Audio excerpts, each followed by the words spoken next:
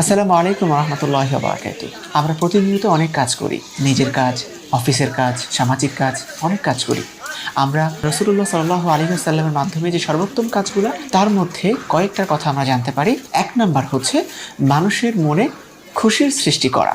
কিন্তু সেই খুশির সৃষ্টিটা কখনো মিথ্যা বলে করা যাবে না। দ্বিতীয়ত হচ্ছে ক্ষুধার্তকে খাবার দেয়া।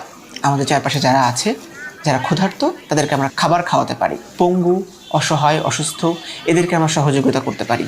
যারা দুঃখী আছে, সামর্থ্য অনুযায়ী তাদের দুঃখ দুর্দশা দূরীভূত করার চেষ্টা করা। এবং যারা আহত, যারা অসুস্থ, তাদেরকেও আমরা সামর্থ্য অনুযায়ী সেবা করতে পারি এবং সহযোগিতা করতে পারি। দৈনন্দিন আমাদের কাজের মধ্যে যদি আমরা এই সর্বোত্তম কাজগুলোকে যুক্ত করতে পারি, আমরা এর মধ্যে কোনো একটা কাজ আল্লাহর কবুলিয়ত পেতে পারি। আর আল্লাহর কবুলিয়ত পাওয়া মানে আমাদের জন্য অনেক বেশি কল্যাণকর। আল্লাহ পাক আমাদের সকল কাজগুলো কবুল করুক।